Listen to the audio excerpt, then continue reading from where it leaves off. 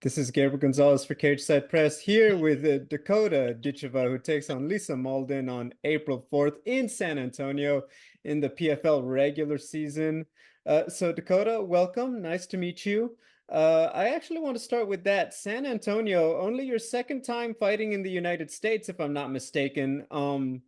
We've built you up so much on the PFL Europe brand. What's it like to be coming over as one of the faces to watch now for the PFL? Yeah, no, I'm excited. I'm a little bit gutted that I'm not still fighting in Europe this year, but I am really excited to come over to the States and be able to showcase my skills, and just build up a little bit of momentum here. I was gonna ask you about that because, I think I would imagine for a fighter, it's exciting that, someone wants to fly you around the world to compete. It's a testament to the level you're at. But obviously, a lot of family, fans, etc. in Europe. I mean, how do you feel about it? Would you prefer to stay in Europe, or, do you not feel a certain way about it? No, I like the mix. I would like to do both, This tournament obviously is in America for the full year, but I mean, I'd like to do a few different countries. I mean, I like the idea of going to Saudi Arabia as well. I really would have liked to have been on a card like, what PFL have just done with the Bellator champion versus PFL champ. So that would have been a really cool card. So that's what I mean by like fighting in the States. I like to be able to go all over and showcase my skills in different places. And then another question, obviously coming off your big victory for the PFL Europe tournament. I heard you talking a bit about your financial situation leading up to that big victory. Talk to me about it. Just how has 100,000 and all of the glory, so to speak, changed your life? Yeah, I mean, like I've mentioned before, I didn't have a lot of money when I first came over here to the States and signed with PFL. I didn't have any money at all, really.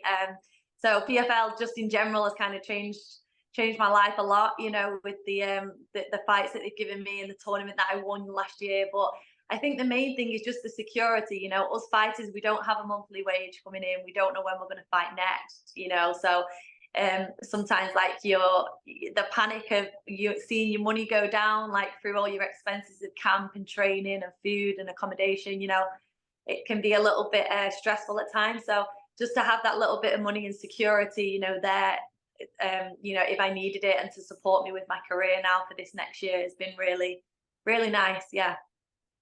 Now, since the tournament, obviously a lot has changed for the PFL and MMA in general.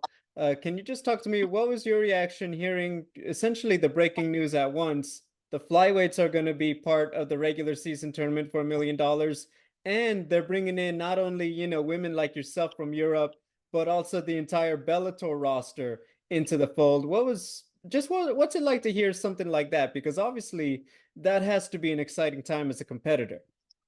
Yeah, I mean, for me, it was a really exciting time because as soon as they mentioned the Bellator situation, I knew that they had a crazy division with such high level in it. So for me, I felt like it was a little bit of a win, being able to be associated with PFL, who have now got Bellator and all these 125 girls. It was just like a win-win situation. So I'm excited to do this tournament now and fight some very high level girls and showcase my skills even more. I'd like to ask you about some of the other stuff. Looking at your social media, I'd like to ask you about your relationship with your brother. Definitely such a ride or die. He's such a proud brother, and you just show that love right back on social media. Can you talk about his role in your training camp and just, not everyone has someone from the family quite so baked in to their training and the process. Just can you talk a little bit about what you two have in terms of helping you out in your career? Yeah, I think he's not just like an important figure in my fight camp. He's like just an important figure, in my life in general, in all aspects.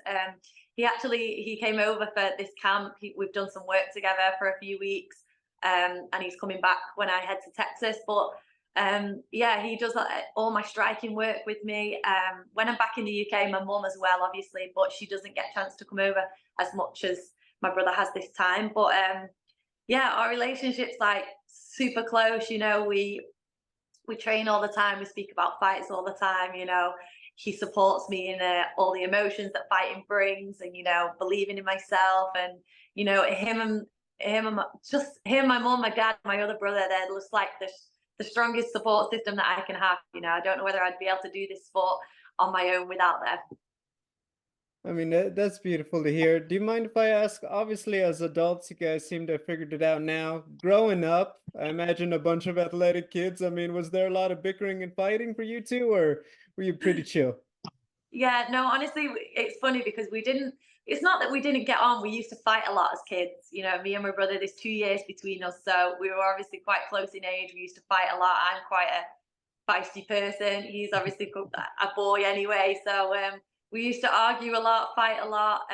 But then it just kind of, when we got to a certain age, we just seemed to really get on and really click. And even my little brother now, all three of us are really close. Like we're super tight, and yeah, we have such good relationship, which is nice now. Us as adults, you know, we can build a good. It's important for us all to build a good future together, and you know, I think that's the main thing for us. And one of the things that stands out for a lot of people is that, you know, we're so close. A lot of siblings fight when they get older and kind of separate and go their own ways, but we're hoping to always be very close.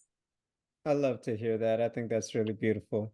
I'd like to ask you about some of the other things. Obviously, with a lot of new faces, there's a lot of really cool matchups. Besides yourself, probably the talent to watch in this tournament is Bellator champion Liz Carmouche, who takes on Juliana Velasquez. Just wondering, what are your thoughts on that fight and who comes out on top in that one? Yeah, I think Lizzie probably comes out on top. She's beat her twice in a row already, so I don't think she's going to let go of that title too easy for sure. She's definitely proven, you know, but you never know, you know. So it can go each way, but I think probably Lizzie will win that one. Yeah. And then the other one, it was announced recent signee Tyler Santos, who's going to be taking on Bellator vet Denise Kielholtz. What do you think? Tyler holds on in that one, or could we see a bit of an upset there? Yeah, I know it's going to be a good fight. You know, Talia Santos is like crazy level. You know, she had a close fight with Valentina for the title. She, you know, had a close fight with Erin. So she's coming off some really strong fights. But Denise is like no pushover. You know, she's come from a kickboxing background like me, and she, you know, she'll be in it for the full fight to win it. So it'll be interesting to see what happens in that fight. But yeah, we'll see. Just a few more as we round this one out.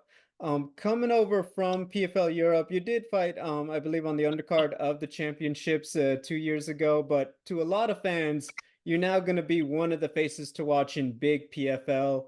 For people who haven't been introduced to you yet or haven't tuned into those Europe cards yet here in the States, what do you want fans to know about Dakota Ditcheva?